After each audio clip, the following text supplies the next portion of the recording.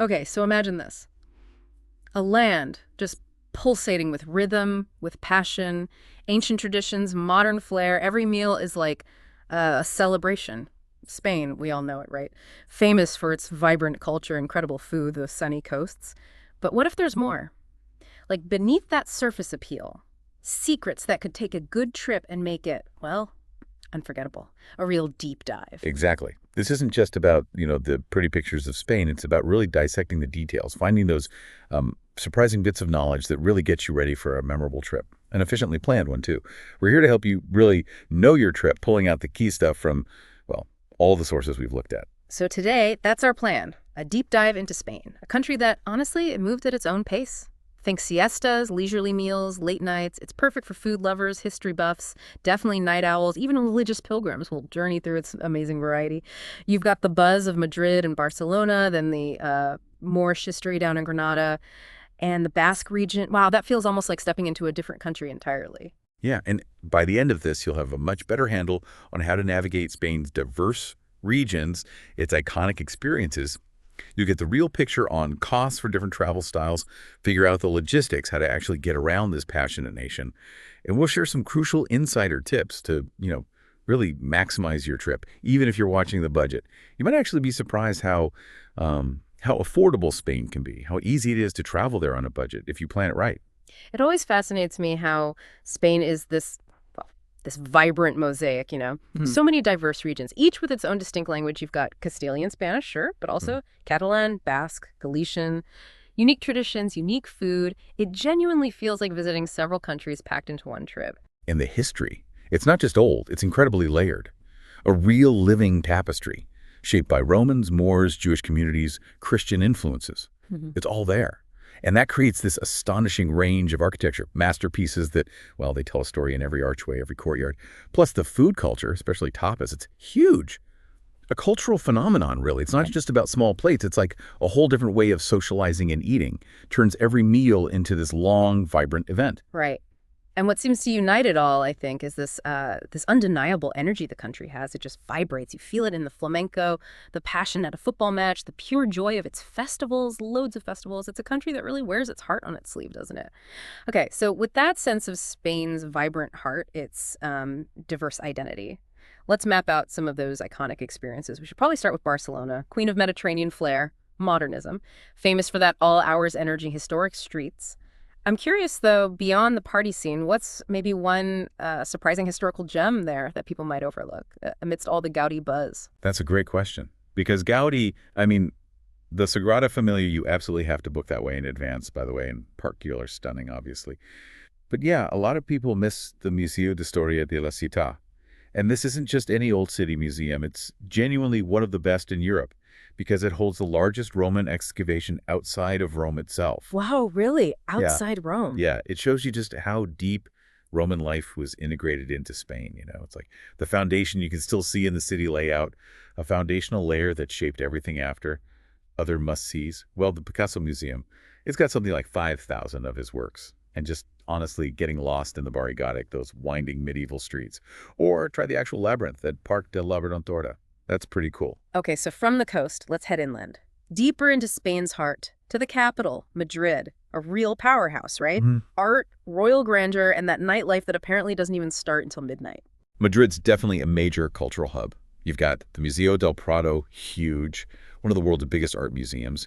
It's part of that golden triangle of art with the Reina Sofia and the Thyssen-Bornemisza. The scale is just immense. The insight you get into art history is incredible. And then there's the Royal Palace. Monumental. Nearly 3,500 rooms. 3,100. Yep. The largest palace in Western Europe. Really shows you Spain's imperial past. But beyond the big stuff, there are hidden gems, like the Temple of Debode, an actual Egyptian temple from the 2nd century BCE. They moved it here. An Egyptian temple in Madrid. Yeah. And don't miss El Retiro Park. That's a UNESCO World Heritage Site.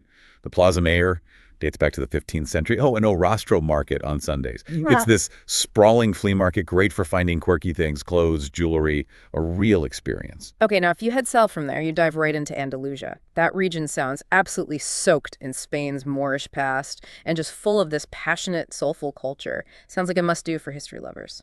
Andalusia is an incredible journey, yeah. Let's take Granada first. It's this unique place where cultures just collide, North African, European. Ideas, architecture, daily life, it all blends together. The Alhambra, obviously, that's the crown jewel.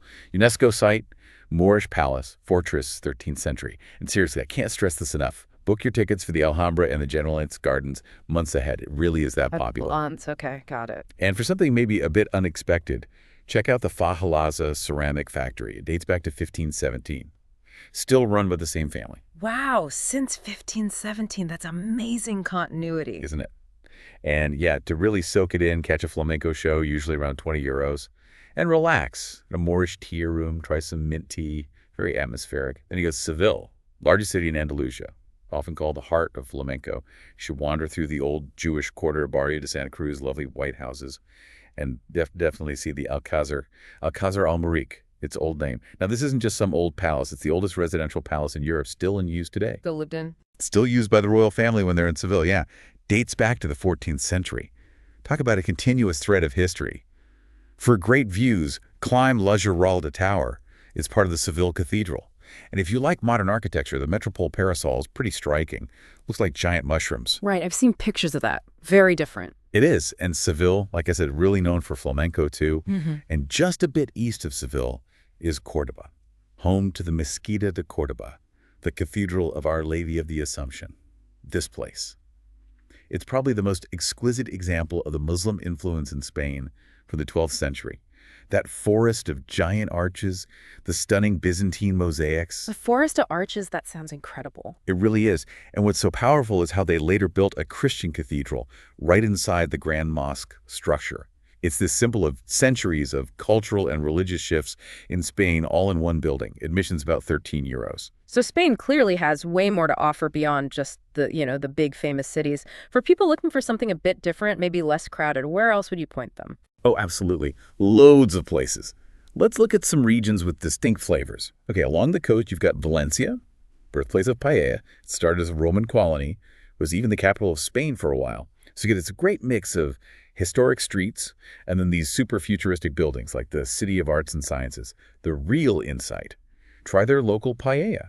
It's traditionally made with chicken, rabbit, and beans. Deliciously different from the seafood one most people think of. Chicken and rabbit paella. Interesting. Then head north, way up into the Basque Country. You'll find San Sebastian or Donostia in Basque. Now, this place is a proper culinary mecca, killer nightlife too, and amazing beaches like La Concha.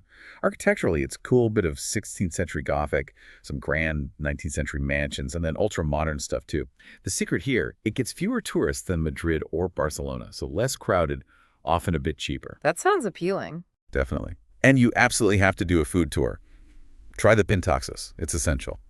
For something completely different, more reflective, maybe spiritual, there's El Camino de Santiago, the Way of St. James, one of the most famous pilgrimage routes in the world. The main one, the French Way, is about 800 kilometers, 500 miles. It takes about a month. A whole month of walking. Yeah. But the insight isn't just the distance. It's the personal journey, the connections you make with other pilgrims. It's profound for many people. Best time for that is probably May, June, or September, October. Avoid the worst weather. And islands. Can't forget the Spanish islands. They're beautiful, no doubt. But heads up, July and August, packed. And expensive. Right, peak season issues. It's exactly. Each island's got its own vibe, though. Gran Canaria is a UNESCO Biosphere Reserve. Ibiza, well, legendary parties.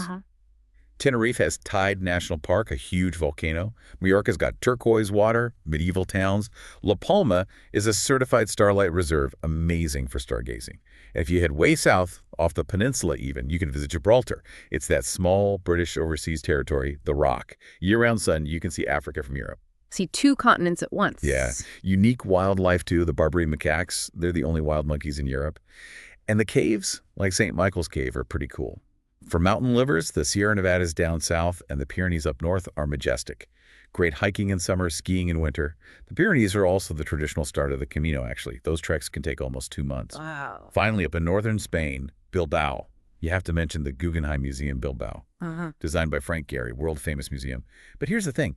Even if modern art isn't your cup of tea, the building itself is the art. Right, that shiny, wavy building. Yeah, exactly. That eye-catching, undulating titanium shell.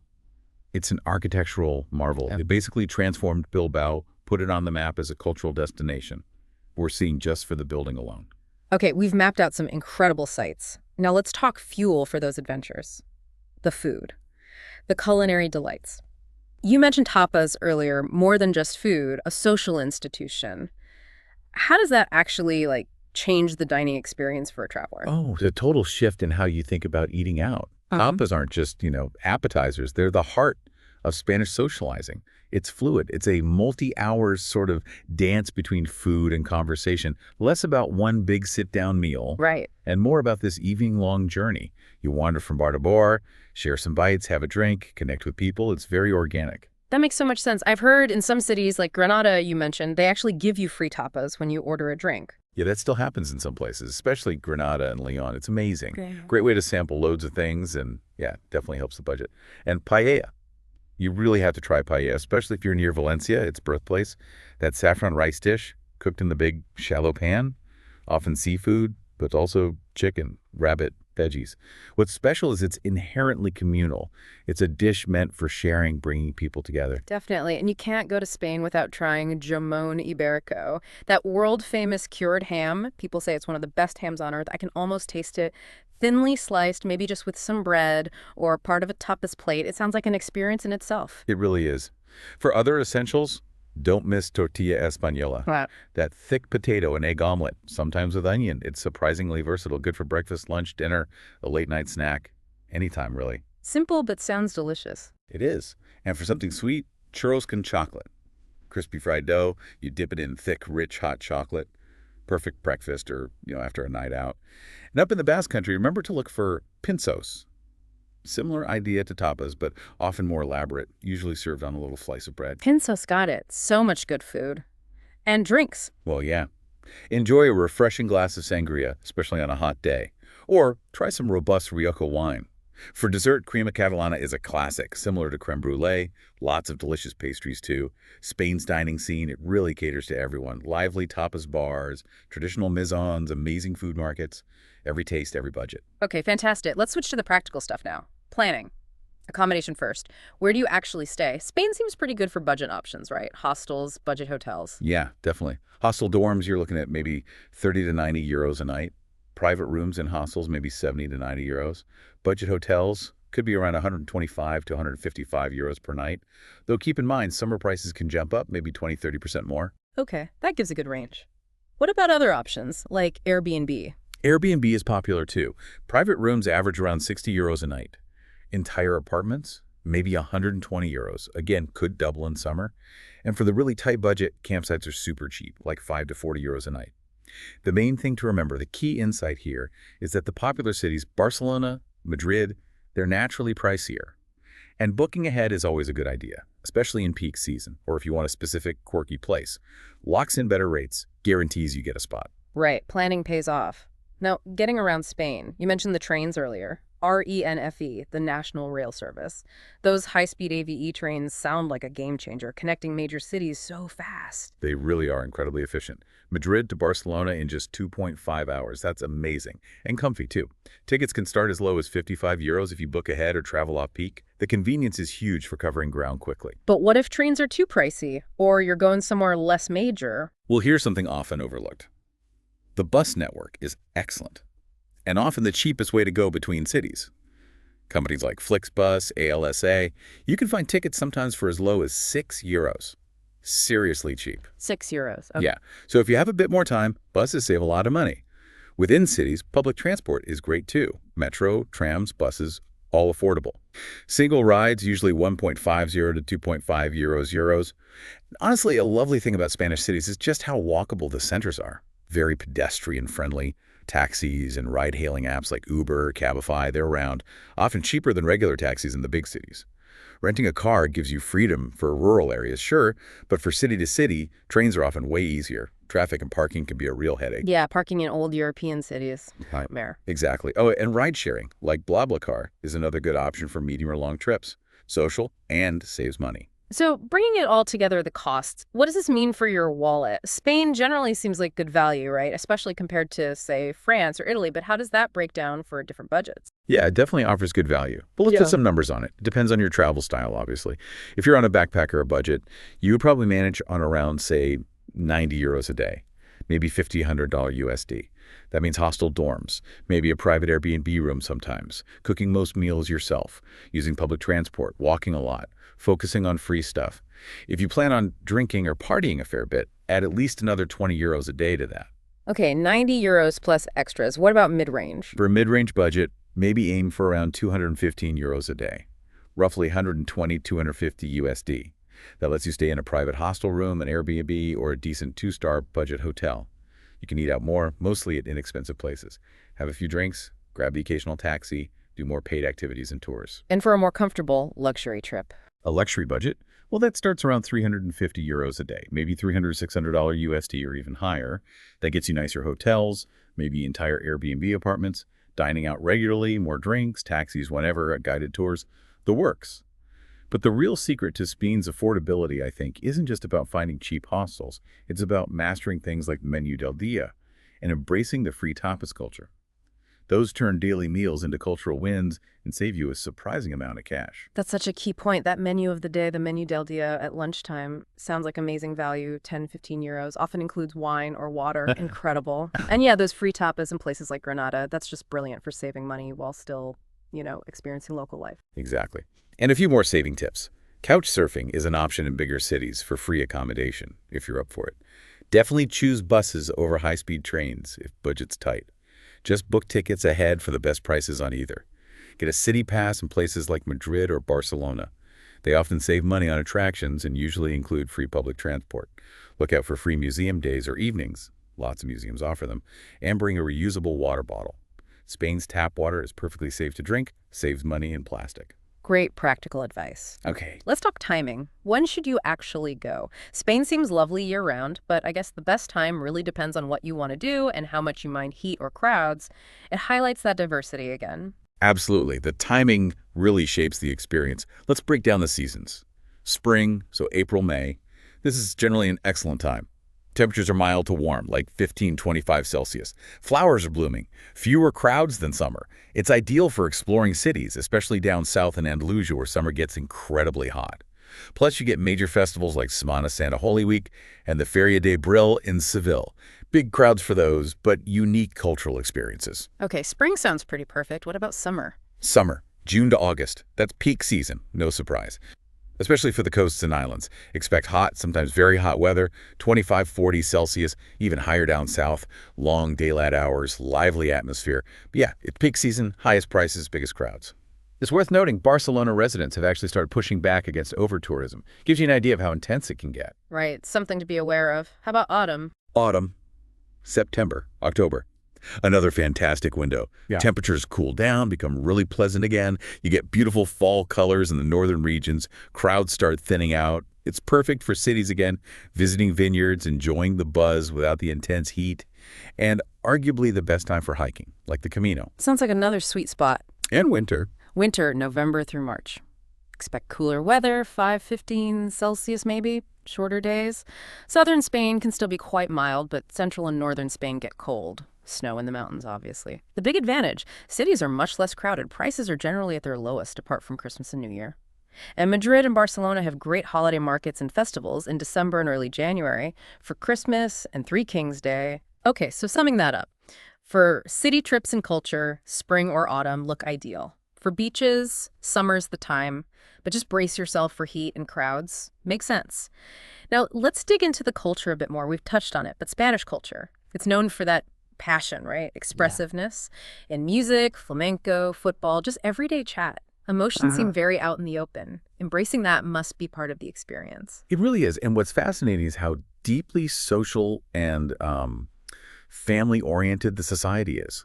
Public spaces, the plazas, the tapas bars, they aren't just places to pass through. They're the hubs for socializing, connecting. Meals, like we said, aren't rushed. They're long, leisurely affairs. For sharing, for proper conversation. And those late dining hours, dinner starting at 9 p.m. or even later, that reflects a whole rhythm of life where the evening really kicks off after the day's heat fades. That explains a lot. And the siesta, the midday nap, is that still a thing? Well, it's less common now in the big cities with modern work life. But yeah, in smaller towns, many shops and businesses do still close for a few hours in the afternoon. So as a traveler, you kind of embrace it, plan your sightseeing around it, or just take your own leisurely break.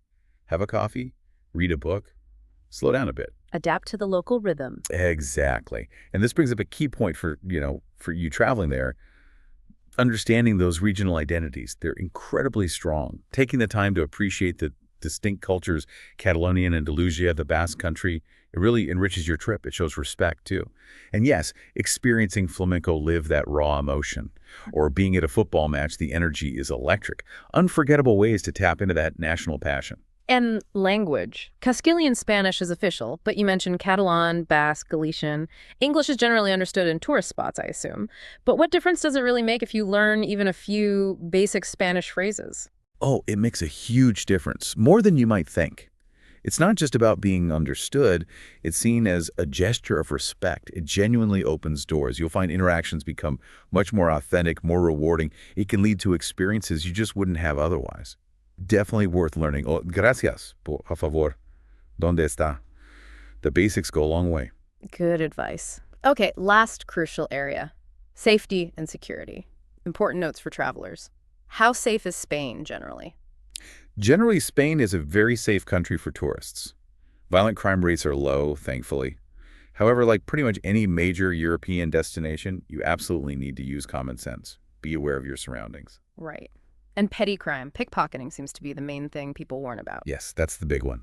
Petty crime, especially pickpocketing, is unfortunately very common, particularly in crowded areas of the major cities. Think Barcelona, Las Ramblas, the Gothic Quarter are hotspots, Madrid, Puerto del Sol area, Seville too. And these thieves are fast, often work in teams, create distractions. So the key insight is constant vigilance with your belongings. Absolutely. Keep valuables secure, out of sight, especially on public transport, in busy markets, or even just sitting at an outdoor cafe. Never, ever leave your backpack unzipped or your phone or laptop just sitting on the table next to you. They can vanish in literally the blink of an eye. Wow. Okay, good heads up. Any common scams to watch out for? Yeah, scams are pretty common too. Again, mainly in big cities. Watch out for groups, maybe kids, trying to distract you while someone else dips into your pocket. Or people offering to help you with luggage or take your photo, then demanding a hefty tip. Just be wary of unsolicited help. For solo female travelers, the usual precautions apply. Be aware of your surroundings, especially at night. Maybe share your location with someone back home. But generally, it's safe. And what about non-crime-related safety, like the sun? Good point. The Spanish sun, especially summer and down south, is no joke. It can be incredibly intense. So always wear sunscreen high, SPF, wear a hat, sunglasses, and drink loads of water to stay hydrated. Seriously, don't underestimate it. Okay, an emergency number. It's 112 across Europe, including Spain, for any emergency service. Beyond that, the best advice is trust your gut instinct. If a situation feels off, remove yourself. Make copies of your passport and important documents. Keep them separate from the originals. Don't carry huge amounts of cash. Use cards where possible. Carry maybe one form of ID when walking around. Leave others locked up. Yeah. And definitely get good travel insurance before you go. Essential safety net. Brilliant, comprehensive advice. So yeah, that's Spain in a nutshell, I suppose. A country that just beautifully blends its ancient past with this really vibrant modern life, incredible food journeys, stunning architecture, and this infectious passion that really runs through everything. Yeah, it sounds captivating. And while it can get busy, definitely it seems like with some smart planning, using the kind of analysis we've done today, you can absolutely conquer Spain's diverse landscapes. Really discover why its unique mix of culture, charm, and that endless fiesta spirit makes it so special. It feels like a journey into the very soul of Europe, doesn't it? So here's a final thought for you listening at home. As you think about Spain's really strong regional identities, those distinct languages like Catalan or Basque thriving alongside Castilian Spanish, all the unique local traditions, ask yourself this: how might actively engaging with those regional nuances, maybe seeking out a local festival, learning a phrase in Basque, trying a specific Catalan dish, how might that deepen your personal experience beyond just ticking off the sites? Could it truly connect you with that mosaic of cultures in a more profound way? Something to mull over. So, are you now dreaming of wandering through those ancient streets in the Barri Gothic? Or maybe picturing yourself savoring free tapas in a lively square down in Granada? What part of this deep dive into Spain resonated most with you? Or what surprised you the most about this vibrant country? We'd love to know.